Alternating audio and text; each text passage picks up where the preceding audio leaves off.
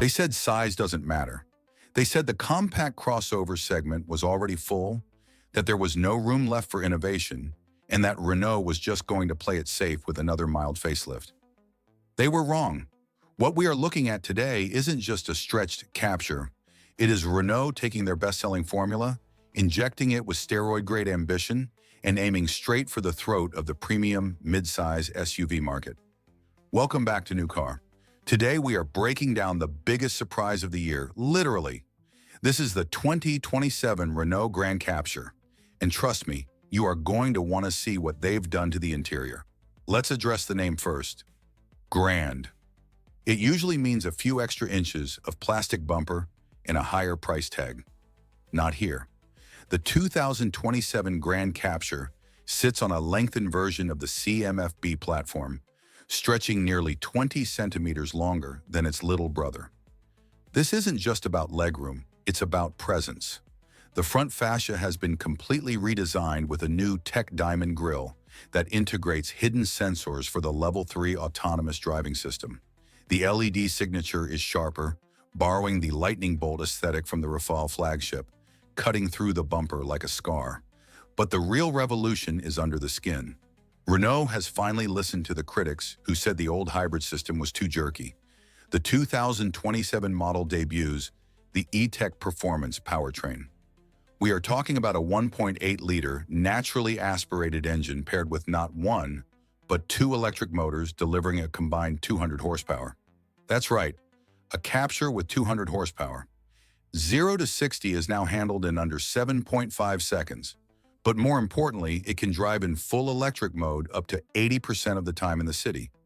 Visually, the profile has shifted from cute crossover to sport wagon. The roofline is flatter, extending back to a squared-off rear end that maximizes cargo space to a massive 600 liters. And those wheels? They are 20-inch aero alloys that look like they came straight off a concept car.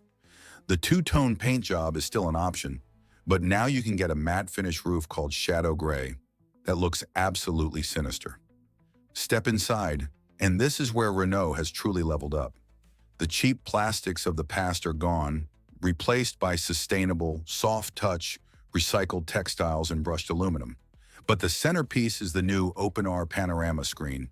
It's a single L-shaped glass panel that combines a 12-inch instrument cluster with a massive 14-inch vertical infotainment screen running the latest Google Automotive OS.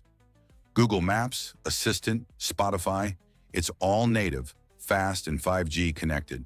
And for the families watching, yes, the sliding rear bench is back, but now it's electric.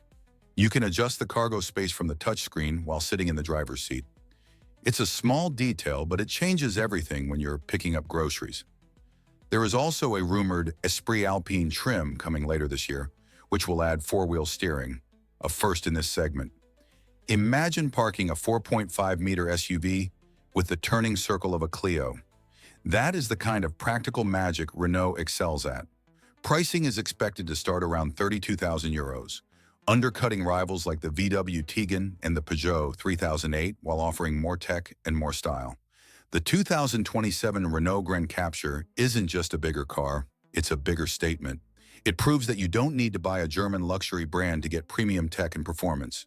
Thanks for watching this exclusive first look. Is the Grand Captur the new king of the family SUVs, or would you still choose the Peugeot? Let me know in the comments below. And if you enjoyed this deep dive, hit that subscribe button to New Car. We have a comparison with the new Dacia Bigster coming next week that you won't want to miss.